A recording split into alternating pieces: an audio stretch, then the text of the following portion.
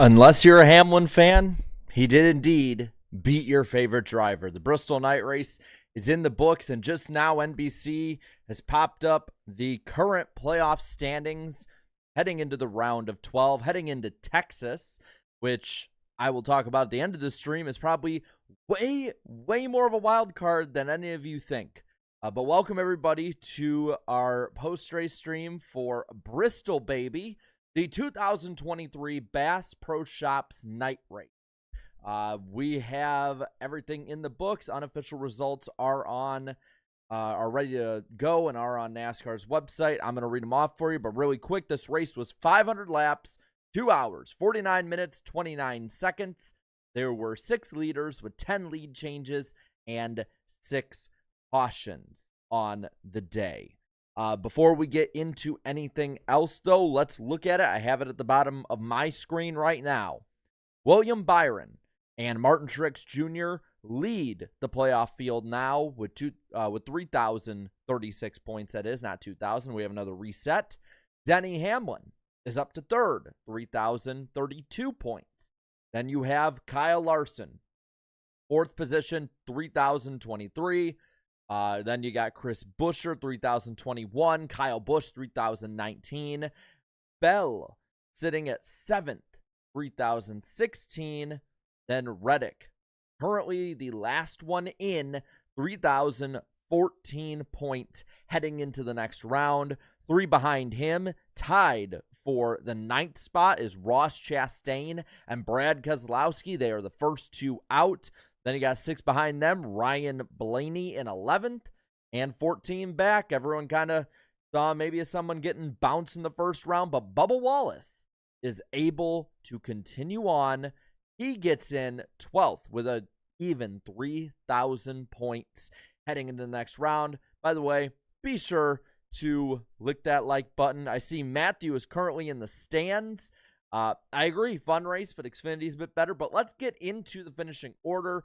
Talk about who missed the next round in a moment.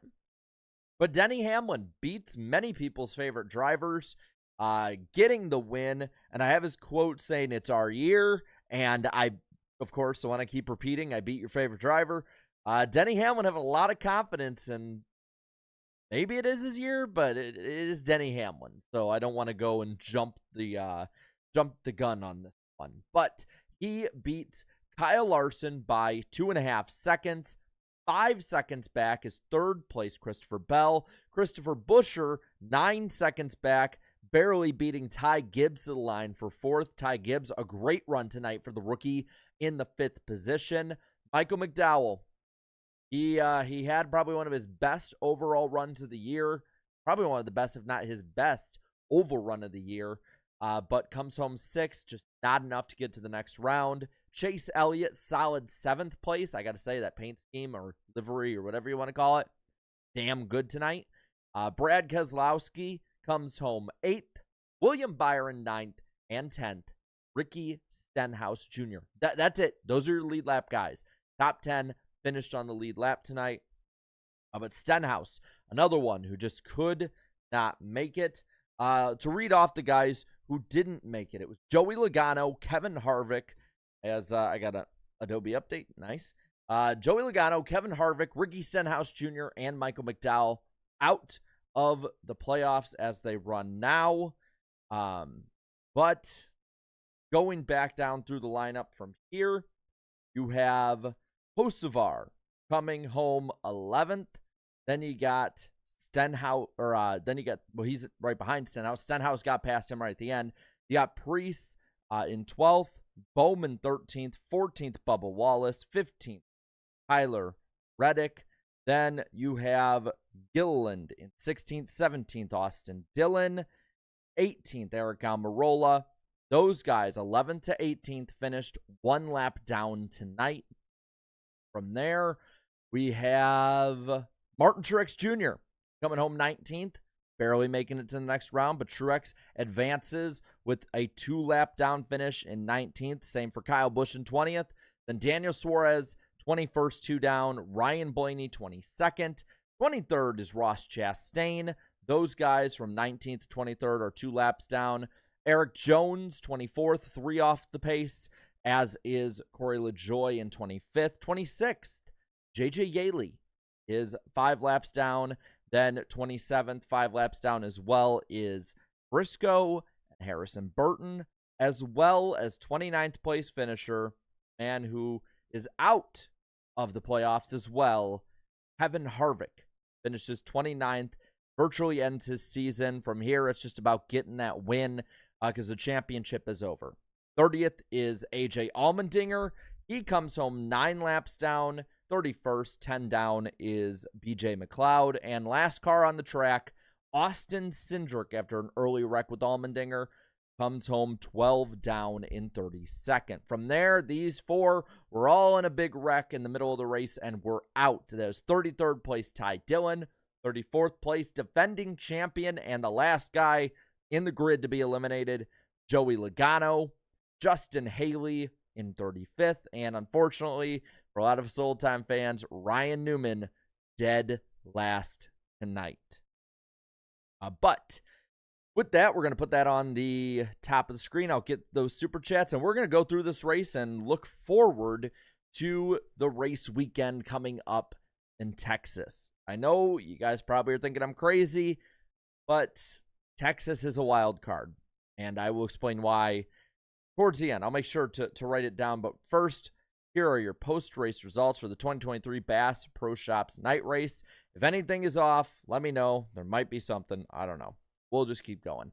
But really quick from Hunter Nixon Fishing, thank you for the 10. As a Harvick fan, I'm so frustrated with SHR right now. Harvick deserved better this year.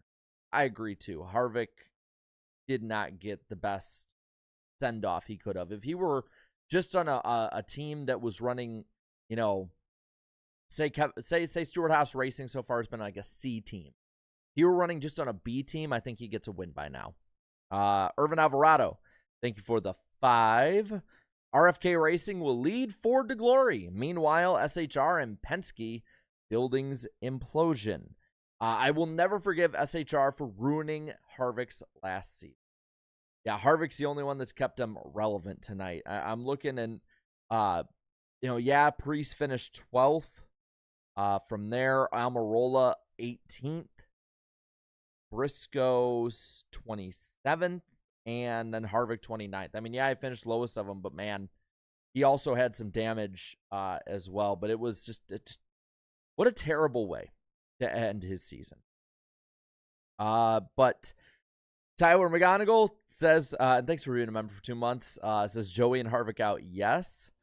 And also says for 5, fiance was watching the fans booing and asking me why. Then Denny spoke and she immediately understood why they booed him. Happy Joey is out. Well, my fiance is happy because she's a Hamlin fan. Alex, thank you for the 5. Even though I'm bummed Joey got eliminated, Hamlin had the interview of the year. Yeah, it was pretty fun. I mean, I have no dog in the fight, so it's pretty fun for me. Twin Spinner says Denny got the Riz. Yeah. Alex McLeod, thank you for the 5. With Live Fast selling their charter, keep an eye on the RWR charters.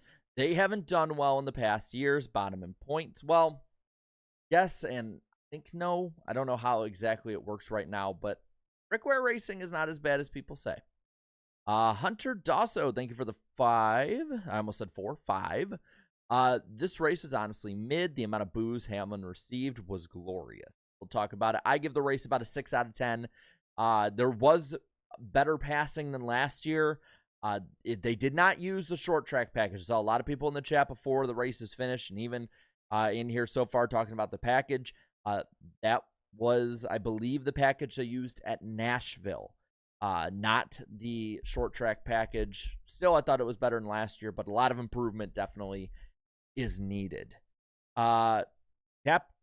Captain Tanker Joe for 5. Not really a Hamlin fan. Don't really like him either, but the banter towards the fans is something I've never heard before, and I respect it.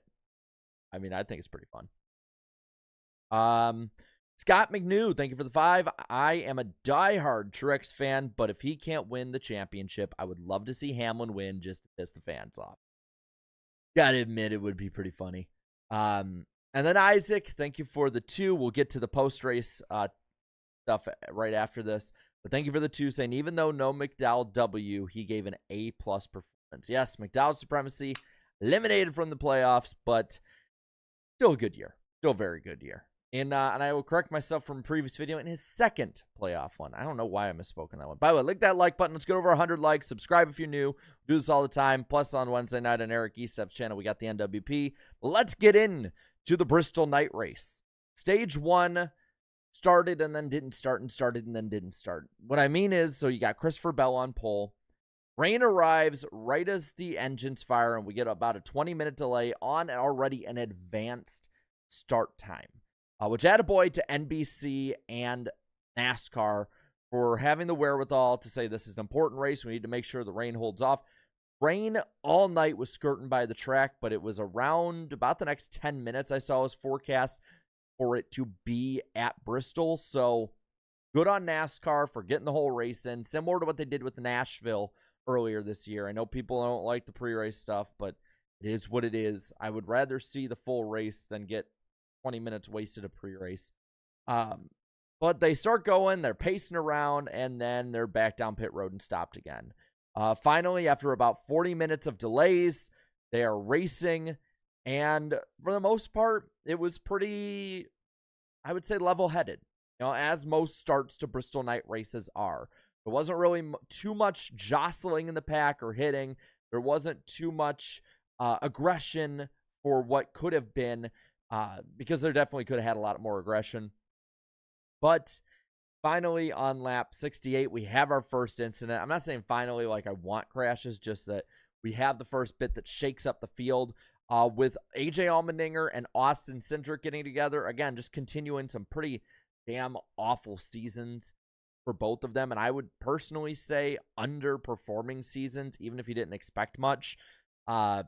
Just not a good run for either of them this year, and this kind of encapsulates it. Under this caution, though, we have the first real folds come in. So you had a non-playoff guy in Briscoe have a commitment cone violation, or an orange square, as they use at Bristol. Denny Hamlin was speeding in the pits, and Larson ran over equipment. What's funny about that, and again, it was early on, they were able to recover to finish 1-2 tonight, and they also raced a lot side by side together and didn't have an issue. So I think for a lot of Larson fans, it's probably a breath of fresh air. On lap 76, we have the restart. It is a very odd front row. It is Bubba Wallace and Corey LaJoie.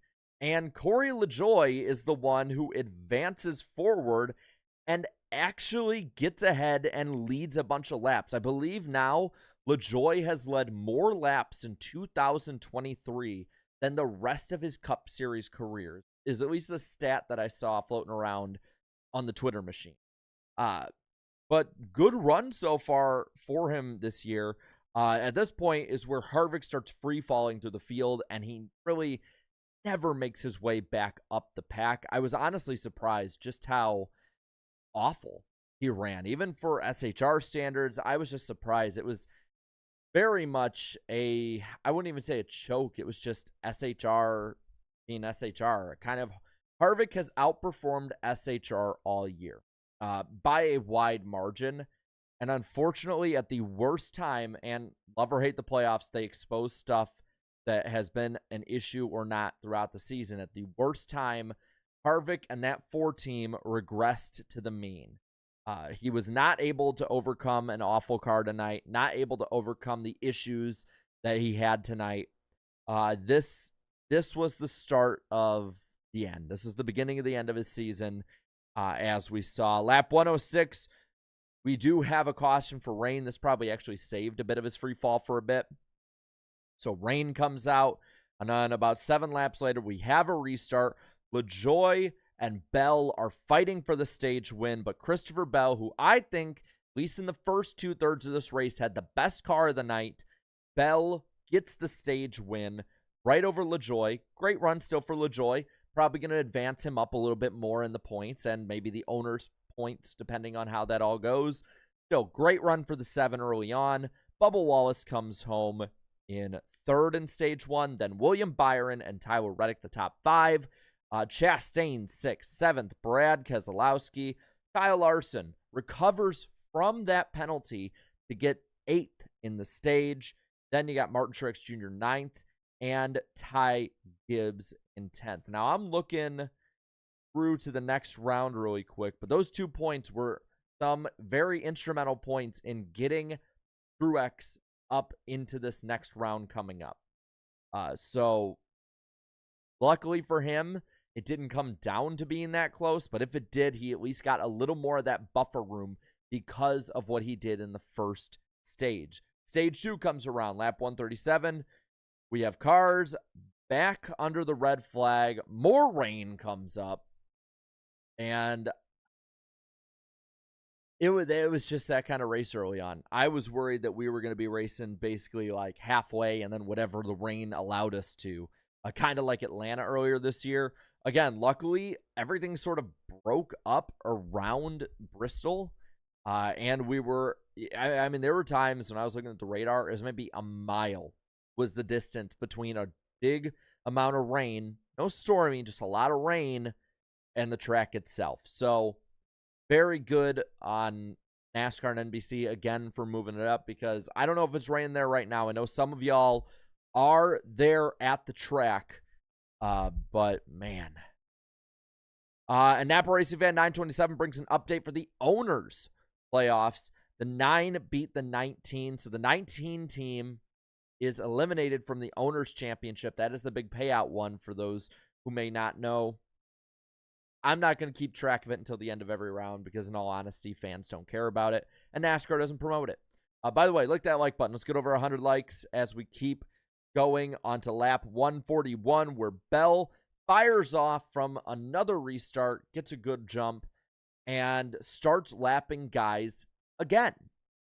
From here, lap 170, Logano goes a lap down. 176, Harvick's now a lap down.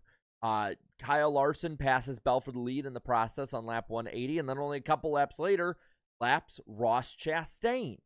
And you're starting to see these playoff guys, some of these favorites, dropping like flies throughout the night. And with that, Bell would then repass the 5 for the lead. And on lap 242, I should say, he would catch up to none other than Kyle Busch. Kyle Busch fighting not to go a lap down, successful in doing so, but Bell goes on to win stage 2. Ty Gibbs comes home second in the stage. Third is Kyle Larson. Fourth is Denny Hamlin. Fifth, Carson Hocevar, who I want to talk about a bit once we get done talking about the race recap. But great, absolute great run for Carson Hocevar tonight. I've been doubting it, and again, small sample size, but from what we've seen, Carson Hocevar is Cup ready, and he is impressing in just about every start that he makes. Dude is legit, like KGG says. A lot of people, I would have to say, I mean, I'm going to ask y'all about this because he's been impressive at Darlington, at Kansas, at Bristol. He looked good at Gateway. Yes or no question, is Carson Hocevar Cup ready? I think so, because as Steve-O says too, Carson is killing it in subpar equipment too. On top of that, not only is it a legacy car, it is the worst legacy team. Gotta say, I love Noah Gragson, but this makes him look so damn bad.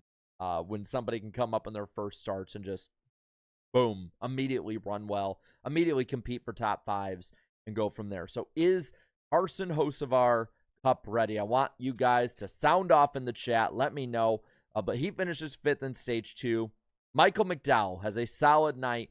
Not enough because of the hole that he and that team got themselves in before this race, but still 6th place run in stage 2, which would end up being where he'd finish on the night. From there, you got Buescher in 7th, Byron in 8th, Preece in 9th. Ryan Preece ran around the top 10 all night. We talk about the equipment of Harvick being bad, but Preece did run pretty well in it. And Chase Elliott 10th. Elliott, quiet night, kind of the same as Byron, but both of them still solid runs tonight. Basically I believe that's pretty much all Byron really needed was just to ride around and he'd be good, which he is. He advances to the next round with the reset. Like I said, he is tied with Martin Truex Jr. for that top spot. But let's really quick look at some of these super chats. We'll go to the final stage, talk all about that, and then talk a bit about Carson Hocevar. Well, I think we actually are. I'm looking at the chat right now. Y'all are voting, and so far, 86% saying that Carson Hocevar is Cup ready. About 13-14% saying he's not.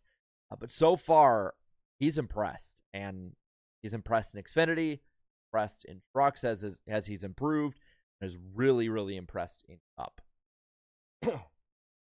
But really quick, Matthew Brown, thank you for the 10. I guess a-holes do get by in life. Honestly, don't think anyone was this hated and booed. Hamlin is the living definition of brick, but he'll get what's coming to him eventually. Sad for Penske. I mean this in the best way, Matthew. I think he's playing fans like y'all like a fiddle.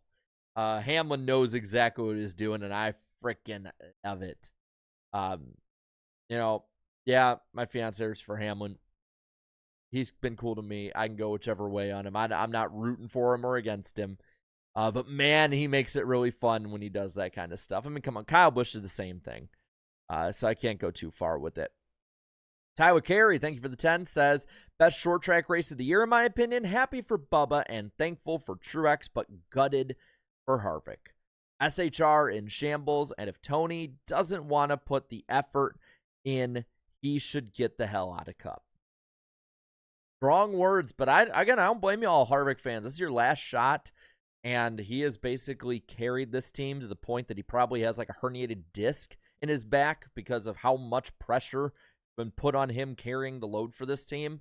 I don't blame you all for being mad at all. I do not blame you at all. Red Dog 81, thank you for the 2. 11 sure didn't like Booze at his hometown track. What changed? He embraced the heel roll. Antar Das, thank you for the 2. You're going to love the Winston Cup points this week. I bet you I am. I bet so, because I bet it's going to be real close. And again, please don't take it seriously. We're just doing it for fun. It's not the real championship. Yeah, it's pointless, but we're doing it for fun. Have fun, people. That's all I ask. Just have fun. Marky Mark, thank you for the 2. Get your pillows and blankets. We're going to Texas. I don't know about y'all, but I'm actually looking forward to Texas because even if it's bad, y'all have something good to say about it, like in a fun way. So I have fun with it. Last year, I think that was like our second most watched post-race stream, and y'all went off, and I loved it. Most of it was just me going, damn. Well, let's get to the final stage right here. Leading off, Ty Gibbs was a real threat to win tonight. I'm telling you, Ty Gibbs is going to be one of the top drivers of this coming generation coming up. These rookies, guys like him, Hocevar, I'm telling you, Ty Gibbs is the future. Led off pit road, and then not only once, but I believe twice, beat Denny Hamlin on restarts. Ty Gibbs looked very impressive tonight. Now, after that, though, you did have a bit of damage to the 12 and the 4 cars. Harvick and Blaney having a bit more problems throughout the night. Luckily, I believe Blaney had enough of a cushion. It really didn't matter too much. As for Harvick, though, this was pretty much what was the beginning. Well, not the beginning of the end. This was now like the arc of the end. This was it. He then falls 2 laps down, only about 20 laps later. Kyle Busch is a lap down on lap 340. And with about, I would say, 150 or so to go, Denny Hamlin passes Ty Gibbs for the lead. Amazingly enough, the way I'm looking at it right now is this would almost pretty much be the pass for the win. As on lap 361, we have a caution for Martin Truex Jr. He has a flat. I'm going to be honest with y'all. I know it fell a lap down. I know it was right in front of Ty Gibbs, Kyle Larson.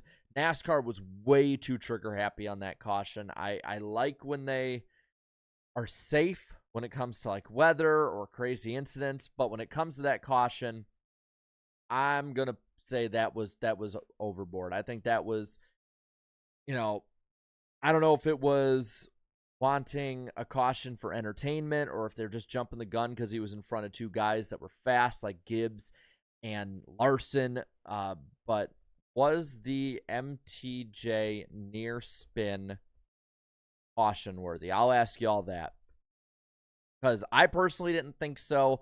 I thought that they definitely jumped the gun on it. I'll put yes, no, or I don't know. I don't know. What would be an option y'all want? Yeah, yes, it was. No, it wasn't. Now, if Blue Jimmy is saying what's true, apparently debris came off the 19, then NBC did not communicate that well, and that's on NBC to improve on. But I'll just put yes, no, maybe. Was the MTJ near spin caution worthy? Let y'all know now. I know NASCAR Shill's answer. I know NASCAR Shill's answer.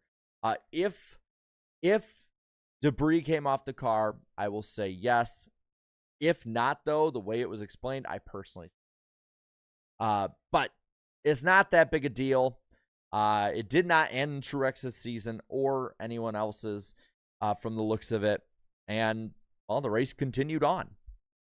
From there, we have a restart with 130 to go. It is Kyle Larson versus Denny Hamlin, side by side, fighting for the lead all over again. And you know what? Nobody really got into each other. They were close. Larson nearly lost underneath the 11, but they raced clean, raced mean, loved it. And in that point, it was the 12, the 8, and the 19 fighting for the lucky dog. And this is the part that kind of sucks. The only real thing of note in the last 130 laps was that Bubba Wallace went a lap down, but as long as he rode around, didn't get himself in a wreck, didn't fall back too much, and he had the buffer of a teammate and Tyler Reddick behind him, he was not going to fall out.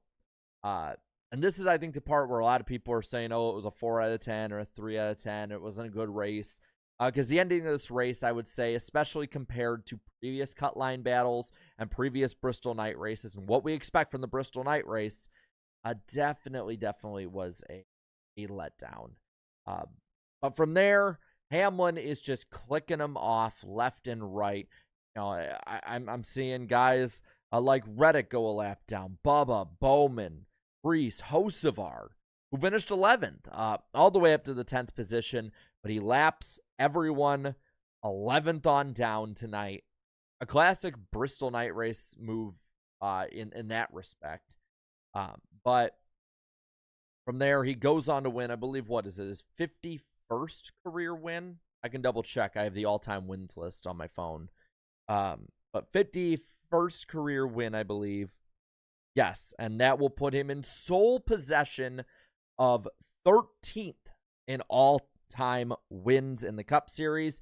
He has now broken the tie with both Ned Jarrett and Junior Johnson. There are 12 drivers in NASCAR history that have more wins than Denny Hamlin. That is Richard Petty, David Pearson, Jeff Gordon, Bobby Allison, Darrell Waltrip, Jimmy Johnson, Cale Yarborough, Dale Earnhardt, Kyle Busch, Kevin Harvick, and Rusty Wallace, as well as Lee Petty. He is now 3 wins away from Lee Petty to get in the top 12 all-time. Hey, love him or hate him, Denny Hamlin is one of the greatest drivers ever. And once Harvick retires, will be second of active drivers in wins. Again, might not like him. Gotta respect how good of a driver he is. Looking at the poll, was the MTJ near spin caution worthy? 53% of you are saying no. From there, 27% say maybe, and 19% are hard yes on that one. But that was the Bristol night race. Again, reading off the guys in the top 12 as we are looking at it into Texas. And we'll look into Texas as well as Talladega and the Roval in a moment. William Byron and Martin Truex Jr. currently 25 over the Cutline, the new Cutline, that is.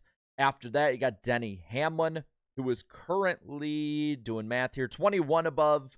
Then Kyle Larson, who is 12 above. He's 4th. Chris Buescher, 10 up on the Cutline in 5th. 6th, Kyle Busch, who's 8 above the Cutline.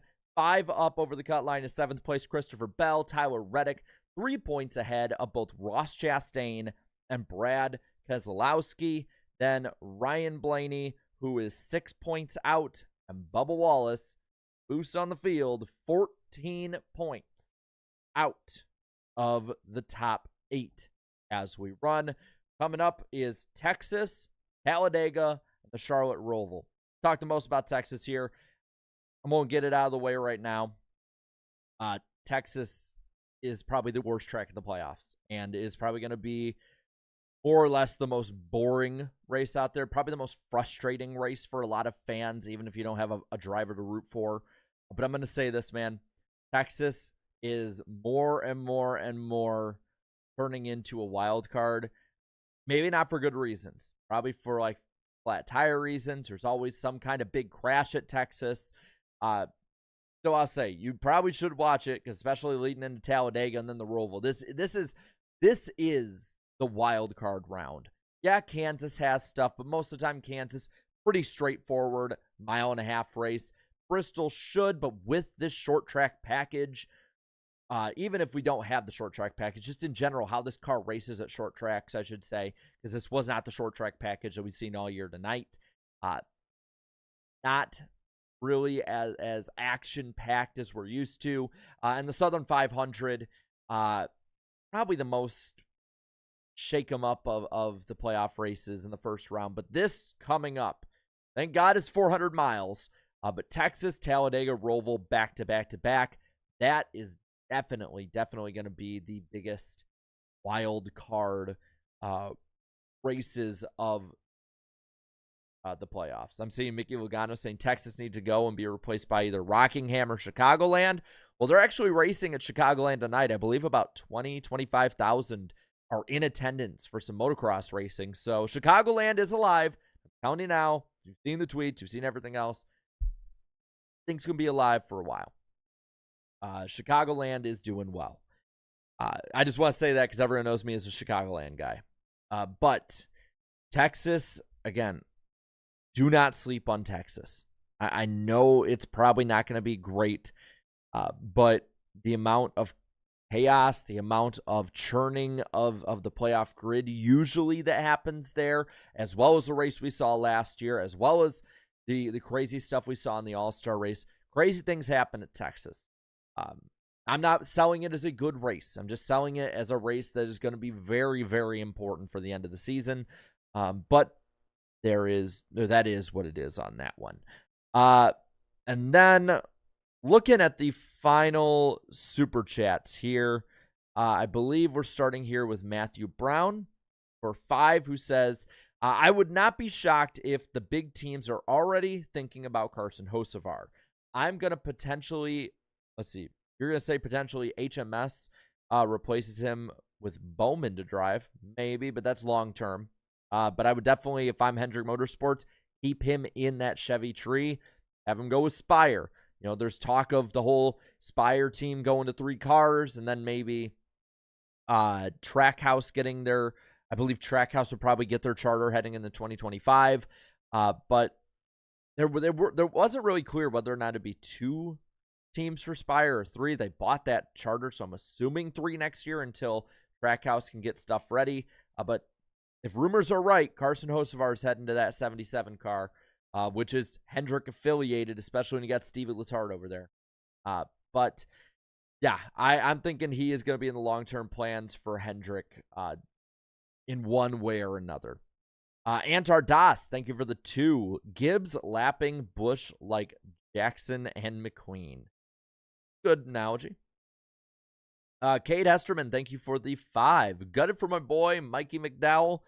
He will be back and stronger than ever next year, guaranteed. I hope so. I still think long-term they should have went with Zane Smith, whether they kept Gilliland or McDowell, whichever. But McDowell right now is the hot hand they're having. And I got to say, I've loved seeing the ascension so far. I'll say that. I've loved seeing the ascension of Front Row and McDowell, especially if you're like me and you've watched the entirety of Michael McDowell's Cup career. You've seen him have his big rookie shot at Michael Waltrip Racing. Y'all will remember the flip. But then for years, he was driving for start and park teams like Prism. I believe Phil Parsons had another team that he ran with him. Might have still been Prism. He ran some start and park races with a bunch of different lower end teams in the late 2000s, like 2009, 2010, 2011. But the nice climb up in his career, I absolutely love to see. And that's why I root for him. I love underdogs, man. Always love underdogs. And then Jimmy Leos, thank you for the 10. Hi, that was a good race. Did you hear about Zane Smith racing full-time in the NASCAR Cup Series, driving a Chevy for Spire Motorsports in an alliance with Trackhouse for next year? I did hear about that. I think that it's the right move for Zane. I think that Ford letting him go was a bad move because I think Zane Smith is going to be a star one day. This guy too, it's amazing. Full circle things here. NASCAR always goes full circle. He was supposed to drive the one for Ganassi before Trackhouse bought up Ganassi back before, I believe in 2020, was it? Or 2021, give or take. Years are hard for me to remember this late at night. But it's amazing that he's still back with this team. And I think that Trackhouse being aggressive like this, they're making the right moves. They're getting the absolute best sponsors they can. They're getting the best young drivers they can. They're getting the best publicity. They're changing things in the sport. I don't think Trackhouse is going to continue at this rate forever. But I will say Trackhouse right now has been at a blistering pace when it comes to making great changes to the way the industry looks at a lot of things. And I think that Zane Smith is making the best possible career choice he could.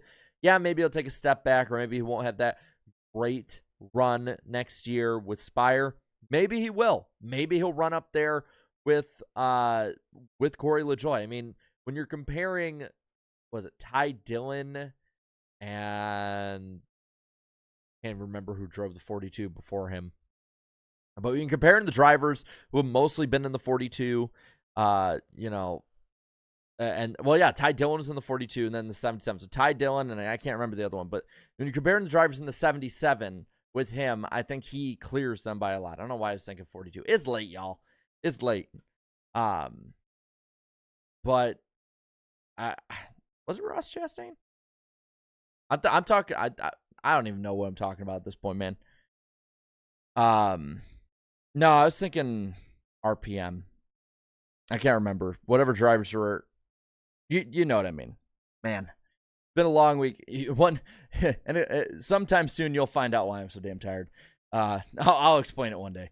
But when you see the drivers in the 77 and you compare them to Zane Smith, I would say that Zane Smith clears them all. I definitely would. But who knows? Maybe he's going to be a bust. I don't think so, but maybe he will be. Fred Dog 81, thank you for the 2. Does Logano make any noise the rest of the season? Potentially. I mean, he's a great driver. I just think Penske just doesn't have it this year. It's an odd number year. Wait for the even numbers and he'll make it to the Final Four. Another good one here in the chat I see is who's driving the 10 next year? Hilton, I'm not taking drugs. That's funny. I don't know who's taking the 10, man. I do not know, but I don't know the future SHR. I am genuinely worried about that team without Kevin Harvick. Yeah, Ryan Preece is a great driver. I don't think he has enough to carry them, though.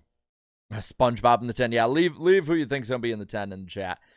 David Bell, thank you for the $1. I appreciate it. No comment, but I appreciate it a ton either way. Shadowfire Sin, thank you for the 5. Only 4 of the 12 remaining in the playoffs are former champions, and 1 is below the cut. 19, 5, 8, and the 6 below the cut. 5 is the only one to get his championship after a team swap. I very much think we could potentially be seeing a new champion. I mean, you look at some of these guys who are still up there. William Byron has been on fire this year. He shows he can be a little inconsistent, but has the potential to definitely win the championship. Denny Hamlin is Denny Hamlin. Again, with him, I'll believe it when I see it. Buescher has been really good. I still think that team's a year off from being true championship contenders. Bell, really, really good. Has the ability to do well. Reddick has been turning it on when it comes to speed lately. I don't see it from Ross Chastain, Ryan Blaney, or Bubba Wallace personally. I don't see it from those three. Maybe they can prove me wrong, but I don't see it. And then Jason, thank you for the 5. I think part of the SHR problem is Tony is too focused on drag racing side of the business. Maybe, but that the team has been going downhill for a while. That's the problem, I think. I don't know what's going on there. I don't know if it's the Tony side or the Haas side, but something is definitely not right with that team. And I don't know what the fix is, but this is the Cup Series. It's a lot harder to climb back up than it is to fall down. You can fall down easily. It's so much harder to climb back up for these teams. Look at Roush. Roush has not been consistently with multiple cars running up front like they are right now since 2013, 10 years. And Roush was one of the best teams in NASCAR before that. So it's going to be a while, I think. I think that there needs to be either somebody coming in, a new manufacturer, something has to change for there to be that shock and jolt back into competitiveness. Shadowfire Sin, thank you for the 5 more. I still think the 19, 11, and 24 make the championship 4. The 17 and the 8 are wild cards, but the 5 is a lethal threat to upset my boy who won tonight. Hey, I beat all your drivers. Yes, he did. And I still, if he can make it past the round of 12, I have Kyle Larson as my championship pick personally. But that's the big thing. The round of 12 has been a basically round of nightmares for Kyle Larson and Kyle Larson fans. Yeah, you can say, well, you know, it's different. He's at Hendrick now, so whatever. But I still, man, I look at Talladega and I look at the wild card of Texas, and I think he can win either of them. But I also think he can crash out of either of them. He's had, 6 DNFs this year alongside of his wins. So, again, I could see him finishing 10th in the final standings. I could see him winning the championship. That's how Jekyll and Hyde he's been. And for, Larson fans, you better hope that the momentum he's had and the lack of DNFs continues through the rest of the season. He's been one of the hottest drivers the rest of the season so far since those initial 4 or 5 DNFs. Better hope that keeps going. Looking at the chat, if there's anything else you want to talk about, we can. But I think that'll about do it. Milton says, according to Bob Pockrass, 19 is still in the Owners' Championship. Again, I'll be honest with y'all. I know it's supposed to hold importance. It's kind of like the regular season championship. If they're not going to promote it, why should fans care? Is what it is. Looking at anything else here in the chat you guys got. A lot of people saying who's going to be in what car, all that. And I appreciate it, David. I appreciate it a ton for you guys' support, too. Some Final Four predictions in there. KJ Productions says 24, 19, 11, and 8. Meredith's saying that Truex is 14th in the Owners. I don't know. I'll see it at some point. Again, it's how many people in the chat actually really about the Owners' Championship. I'm being completely honest. How many really care? That's the question you got to ask. I do think NASCAR should push making the Final Four as an accomplishment in stats and winning the regular season championship. But they're not going to push it. If the networks aren't going to push it, why should fans care? If they're not going to show the importance of it and fans have to look for the importance of it, I'm just saying. Shadowfire Sin, thank you for another 2. I want to see a crown jewel events worth 10 playoff points. I don't want to get into that because then you start getting into the territory of double points, and I think here's what NASCAR, for me, the only things NASCAR can do. You can't do half measures anymore.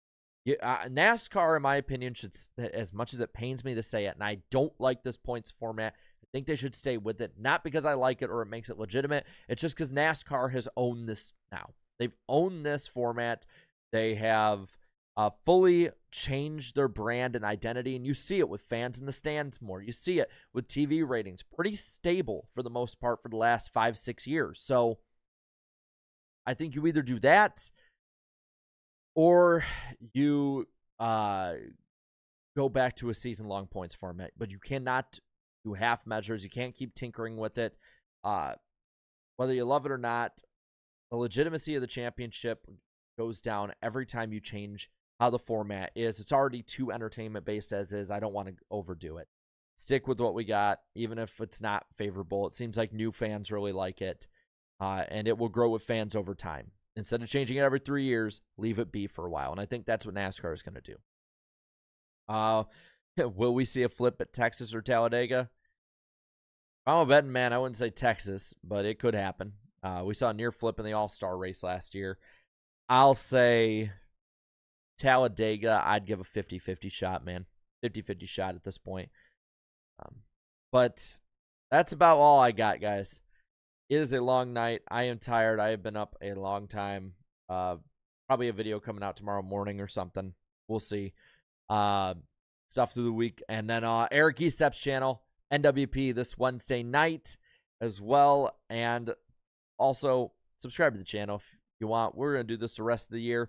We only have 7 weeks left of NASCAR, y'all. So let's enjoy it together all the way to the finish. And yeah, I think that about covers it. So thank you all so much for watching. I appreciate you guys coming in every week. It means a ton, especially so late at night on a Saturday night.